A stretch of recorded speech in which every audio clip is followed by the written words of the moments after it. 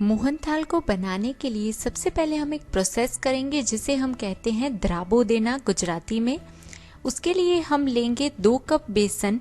इस बेसन को मैंने ऑलरेडी अच्छे से छान लिया है, सो आप अच्छे से उसे छानने के बाद ही यूज़ करें।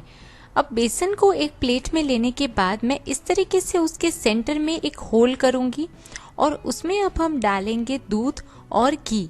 हमें घी जो लेना है वो पिघला हुआ और वार्म लेना है।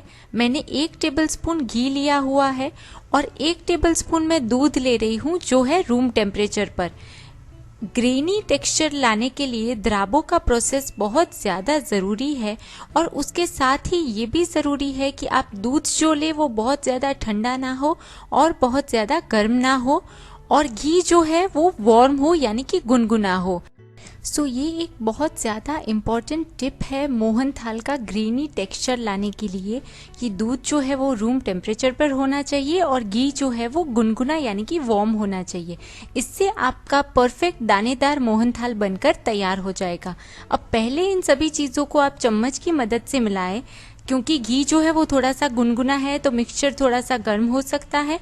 उसके बाद हाथों की मदद से इस तरीके से आप उसको रब करते जाएं।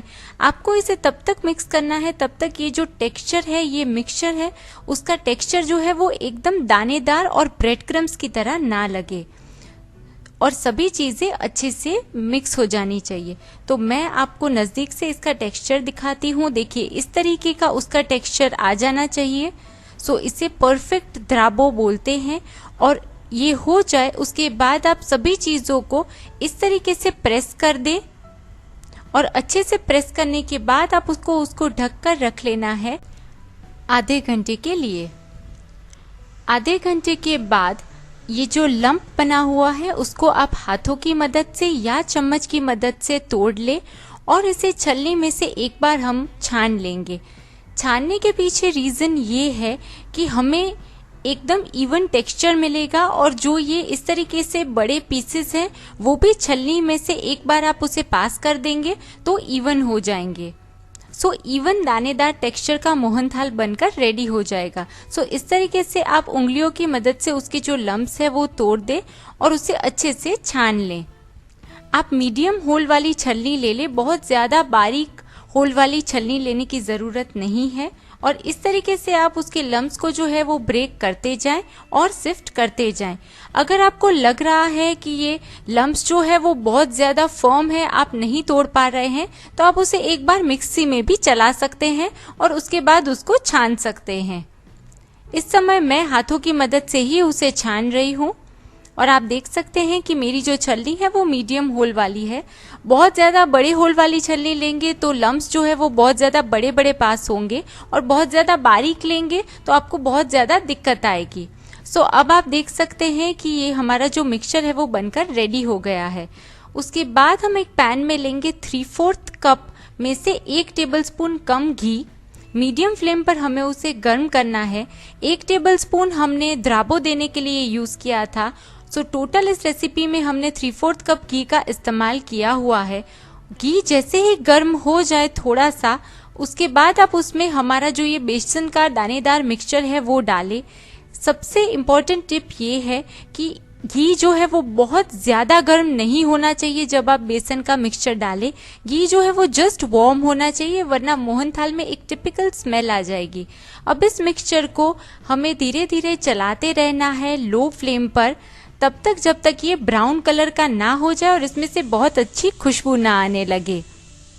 और एक तरीका है पता करने का कि मिक्सचर जो है वो रेडी हो गया है कि आप जो ये चम्मच से इसे चला रहे हैं वो आप फील करेंगे कि चम्मच जो है वो एकदम हल्का घूमने लगा है, यानी कि बहुत आसानी से घूम रहा है और मिक्सचर जो है वो आपको एरी यानी कि घुमाने में थोड़ा सा हल्का लगेगा।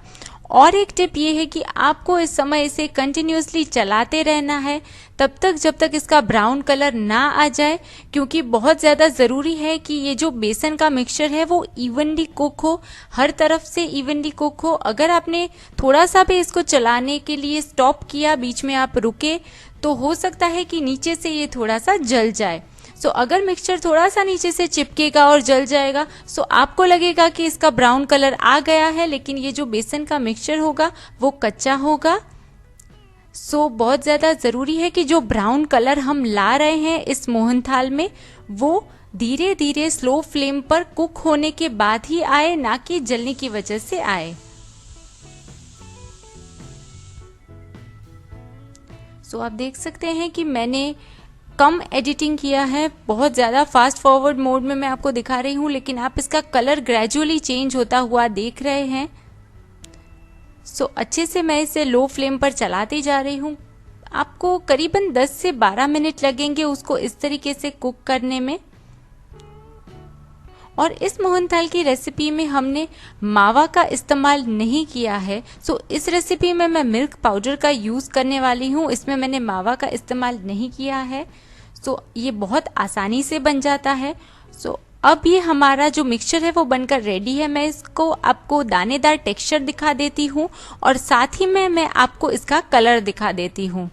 चाशनी डालने के बाद इसका कलर जो है वो थोड़ा सा लाइट होगा और अब इसका कलर जो है वो इस तरीके से एकदम डीप ब्राउन कलर जो बोलते हैं वैसा हो जाना चाहिए। सो अब हम जो है वो फ्लेम बंद कर देंगे। ऐसा कलर आ जाने के बाद आप फ्लेम को स्विच ऑफ कर दें और उसे थोड़ी देर तक इसी तरीके से बंद फ्लेम में चलाते रहें। फ्लेम बंद कर लेने के बाद हम इसमें डालेंगे 2 टेबलस्पून मिल्क पाउडर और अगेन उसे करीबन 1 से 2 मिनट तक चलाते रहेंगे। यानी कि फ्लेम बंद होने के बाद आपको इसको चलाते रहना है ताकि जो ये मिक्सचर है उसका कुकिंग प्रोसेस जो है वो चालू होगा, सो इवनली वो कुक होता रहे। सो अब आप देख सकते हैं कि ये जो हमारा मिक्सचर है वो एकदम रेडी है। आप इसका टेक्सचर देख सकते हैं, इस तरीके से एकदम दानेदार टेक्सचर बनकर रेडी हुआ है। सो अब मैं आपको बताऊंगी कि इलायची पाउडर बनाने के लिए आसानी से आप कैसे इलायची के दाने निकाल सकते हैं और कैसे उसका पाउडर बहुत ही जल्दी और आसानी से बना सकते हैं। इलायची पाउडर को बनाने के लिए सबसे पहले हम 10 से 12 इलायची को ड्राई रोस्ट कर लेंगे एक पैन में। इसे एकदम लो फ्लेम पर आपको ड्राई रोस्ट करना है करीबन 2 मिनटों के लिए।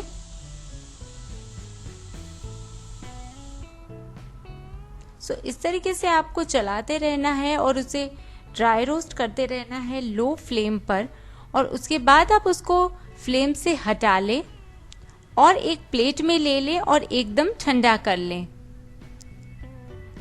इलायची एकदम ठंडी हो जाए उसके बाद आप नोटिस करेंगे कि आप आसानी से उसे पील कर पा रहे हैं और उसके जो दाने हैं वो आप एकदम आसानी से और झटपट तरीके से निकाल सकेंगे। सो ये बहुत ज़्यादा सीक्रेट टिप है कि अगर आप कभी भी इलायची के दाने जल्दी से निकालना चाहते हैं सो आप उसे ड्राई रोस्ट कर लें।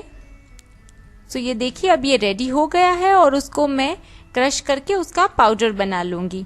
सो अब हम हमारी चाशनी बनाएंगे। चाशनी बनाने के लिए मैंने एक पैन में लिया है 3/4 कप चीनी और आधा कप पानी। दोनों को हम कंबाइन कर लेंगे और पहले उसे हम चला लेंगे मीडियम फ्लेम पर। मीडियम फ्लेम पर इसे कुक होने देना है जब तक इसमें एक उबाल ना आ जाए। पहले आप चीनी और पानी दोनों को अच्छे से कंबाइन कर लें और उसके बाद ही आपको गैस को ऑन करना है। सो इस तरीके से आप उसे चलाते जाएं और कुक करते जाएं। जैसे ही आप नोटिस करें कि इसमें एक उबाल आ गया है तो फ्लेम को जो है वो आप लो कर लें और इस चाशनी को पकने दें तब तक जब तक ये 1.5 तार की चाशनी बनकर तैयार नहीं हो जाती है। चाशनी जैसे ही उबलने लगे तो हम थोड़ी सी चाशनी को निकाल लेंगे, यानी कि करीबन 1 चम्मच जितनी चाशनी हम एक बाउल में निकालेंगे और उसमें थोड़े से केसर के जो स्ट्रैंड्स है वो भिगोकर हम रख देंगे। ऐसा करने से बहुत ज़्यादा अच्छा कलर आएगा। आप दूध में भी केसर को सोक कर सकते हैं, लेकिन ये एक बहुत ही ईजी मेथड है। सो इस तरीके से मैंने अपने केसर को भी भिगो लिया है। करीबन मैंने 8 से 10 सैफरन के स्ट्रैंड्स लिए हुए हैं। सो अब हमारी चाशनी उबल गई है। चाशनी जैसे ही उबल जाए और आपको लगे कि जो डिज़ायर्ड टेक्सचर है और कंसिस्टेंसी है वो आ रही है तो आप गैस की जो फ्लेम है वो ऑफ कर दें और इस तरीके से एक ड्रॉप निकाल कर आप चेक कर लें। सो आप देख सकते हैं कि ये 1.5 तार की चाशनी बन गई है। एक तार पूरा हो रहा है और दूसरा तार जो है वो आधे में ही टूट रहा है। सो ये चाशनी बनकर रेडी हो गई है। उसके बाद हम इसमें डालेंगे हमारे केसर जो मैंने चाशनी में ही भिगोया हुआ था, 1 टीस्पून इलायची पाउडर जो कि हमने अभी बनाया हुआ है, यानी कि 10 से 12 इलायची का पाउडर, और साथ ही में मैं इसमें डाल रही हूँ 1/4 टीस्पून जायफल का पाउडर। आप जायफल को ग्रेट करके भी ले सकते हैं। ये सभी चीज़ें मैं फ्लेम बंद होने के बाद ही इसमें डाल रही हूँ, क्योंकि अगर आपने 1.5 तार की चाशनी को करने के बाद आप उसे और पकाएंगे तो हो सकता है कि उसकी जो कुकिंग प्रोसेस है उसमें चाशनी बहुत ज़्यादा गाढ़ी हो जाए। सो अब जब चाशनी गर्म है तभी हम उसे हमारे बेसन के मिक्सचर में डालते जाएंगे थोड़ा थोड़ा करके, और उसे इस तरीके से चलाते जाएंगे। बहुत ज़्यादा इम्पोर्टेंट टिप है कि जब आप चाशनी को बेसन के मिक्सचर में डालें तो बेसन का जो मिक्सचर है वो वार्म होना चाहिए, बहुत ज़्यादा रूम टेम्परेचर पर या ठंडा नहीं हुआ होना चाहिए। वो गर्म भी हो सकता है या वार्म भी हो सकता है, लेकिन ठंडा नहीं होना चाहिए। और चाशनी जो है वो एकदम बॉइलिंग हॉट होनी चाहिए, यानी कि जैसे ही चाशनी रेडी हो जाए आप उसको बेसन के मिक्सचर में डाल दें और इस तरीके से आप उसे चलाते जाएं। ध्यान रहे कि इस स्टेज पर मैंने गैस की फ्लेम को ऑन नहीं किया है, बंद गैस में ही हमें चाशनी को और बेसन के मिक्सचर को मिक्स करना है, क्योंकि अगर आप उसे उसके बाद पकाएंगे, गैस की फ्लेम ऑन करेंगे तो मिक्सचर जो है वो चूई हो जाएगा या बहुत ज़्यादा हार्ड हो जाएगा, क्योंकि चाशनी का जो कुकिंग प्रोसेस है वो चालू रहेगा, कंटिन्यू रहेगा। सो अब मैंने एक ग्रीस्ड टिन में इसे पोर कर लिया है मिक्सचर को, और ऊपर से मैं इसमें डाल रही हूँ स्लाइस्ड पिस्ता और खसखस। इस मिक्सचर को हमें 10 मिनटों तक ऐसे ही रहने देना है, सेट होने देना है। थोड़ा सा आपको लगे कि 10 से 15 मिनट बाद वो सेट हो गया है, उसके बाद आप उसके स्क्वायर मार्किंग्स कर दें।